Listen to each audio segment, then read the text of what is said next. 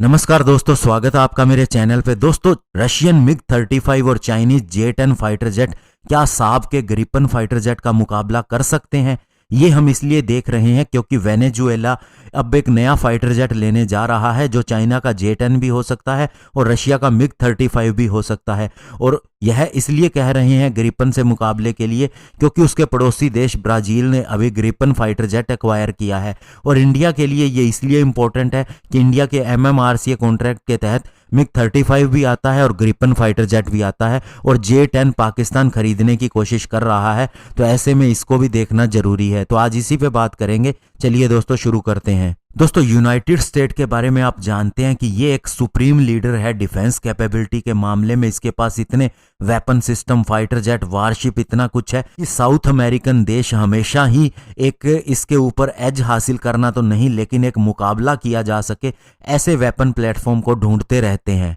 चूंकि ब्राजील ने अभी साब का ग्रिपन फाइटर जेट खरीदा है स्वीडन से, तो अब इसका पड़ोसी देश वेनेजुएला भी देख रहा है एक 4++ जनरेशन के फाइटर जेट को जो इसका मुकाबला कर सके। बोलिवेरियन मिलिट्री एविएशन, जो कि दोस्तों वेनेजुएला की सुरक्षा के लिए जिम्मेदार है और उनकी आर्मी भी कही जा सकती है, उसके पास रशिया के सुखोई 30 Mk2 फाइटर जेट है और इसके अलावा F-16 की भी एक स्क्वाड्रन है। हालांकि सुखोई 30 4+ जनरेशन का फाइटर जेट है, लेकिन ये डिजाइन किया गया है हाई एंड एंगेजमेंट के लिए क्योंकि इसके पावरफुल सेंसर है, state of the art active radar, guided air to air missile है।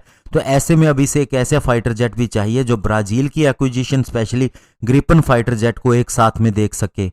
चूंकि वेनेजुएला के लिए बजट को भी देखना होगा, अभी उनकी सिचुएशन ऐसी नहीं है कि वे हर एक फाइटर जेट को खरीद सकते हैं, तो ऐसे में मिग 35 का ऑप्शन सबसे आगे आ रहा है। और ये 4++ जनरेशन का फाइटर जेट एक्चुअल में मिग 29 के ऊपर ही बनाया गया है, लेकिन अभी ये एडवांस फाइटर जेट है और specially front line fighter jet है।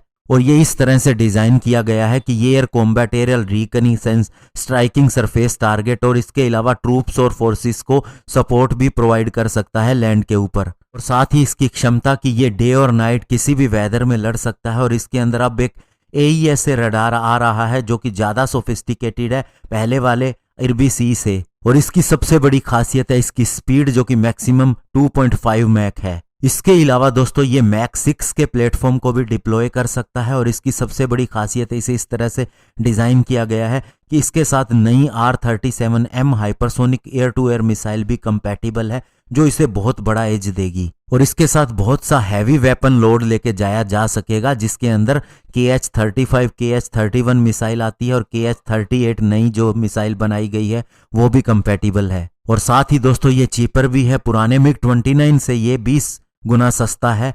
और दूसरा ऑप्शन जो वेनेजुएला के लिए हो सकता है जिसे पाकिस्तान भी देख रहा है वो है चाइना का J-10 फाइटर जेट जो उसने मिग 29 और F-16 के जवाब में बनाया था। चेंगडू J-10 की बात करें तो ये दोस्तों एक single engine lightweight multi role fighter jet है और इसके अंदर डेल्टा विंग भी है, कैनार्ड भी है और साथ ही ये हर वेदर कंडीशन के अंदर ऑपरेशनल है। और इस फाइटर जेट के हर विंग पे 3 पायलोन है जिसके ऊपर वेपन सिस्टम अटैच किए जाते हैं और इसकी बैली पे यानी नीचे वाले पार्ट के अंदर भी 3 ऐसे हिस्से लगे हुए हैं जहां पर वेपन सिस्टम अटैच किए जा सकते हैं। और ये पायलन की खासियत ये है कि हर तरह के वेपन के साथ ये कंपैटिबल होती है, चाहे वह एयर टू एयर हो या फिर एयर टू ग्राउंड म्यूनिशन हो। और अभी J-10 का जो नया वर्जन है J-10C ये बहुत ही अच्छा है। इसके अंदर कई अपग्रेडेशन की गई हैं, चाहे वो एवियोनिक्स हो या फिर नया इंजन हो। और इसके अलावा इसके अंदर इस तरह का long range active radar homing design वाली एक मिसाइल भी दी गई है जो चाइना की लेटेस्ट मिसाइल है। और अब कुछ एक डिफेंस एनालिस्ट के द्वारा कहा जा सकता है कि ये फाइटर जेट नए AES से रडार आने की वजह से F-16V जो कि लेटेस्ट वर्जन है उसे भी टक्कर दे सकता है। और इसके अलावा दोस्तों चाइना के साथ इस देश के रिलेशन अच्छे हैं, चाइना बहुत सा तेल भी इनसे खरीदता है, तो ऐसे में उसके बदले में भी वह फाइटर जेट ले सकता है, तो संभावना इसकी ज्यादा बनती है। लेकिन दोस्तों आपको बता दें कि चाहे ग्रिपन फाइटर जेट हो या फिर J-10 हो या फिर दोस्तों F-16 हो या मिग 35, इनमें कुछ एक कमियां हैं, कुछ एक खासियत है हर फाइटर जेट के अंदर और हर एक का अपना दावा है। लेकिन दोस्तों जो इंडिया के पास राफेल फाइटर जेट है उससे किसी भी फाइटर जेट का मुकाबला नहीं किया जा सकता जिनका हम कंपैरिजन कर रहे हैं। उसका कारण एक ये भी है कि फ्रांस के पास एक ही फाइटर जेट है राफेल, इससे पहले मिराज था जो उसने बनाया है इतने सालों के अंदर। रशिया के पास बहुत से तरह के फाइटर जेट है। जैसे आप मोबाइल खरीदने जाओ तो एक के अंदर कुछ फीचर होता है, एक की बैटरी अच्छी होती है, एक के अंदर कोई और चीज़ अच्छी होती है, तो उसी तरह से फाइटर जेट के अंदर भी है। लेकिन फ्रांस ने एक ही फाइटर जेट बनाया है और सुपीरियर फाइटर जेट बनाया है, और केवल अपनी टेक्नोलॉजी और वेपन सिस्टम इसके अंदर दे हैं। तो इसीलिए दोस्तों ये बहुत ही अच्छा है और इंडिया स्पेसिफिक एनहेंसमेंट के बाद में उसका कोई मुकाबला ही नहीं रह गया है। धन्यवाद, जय हिंद।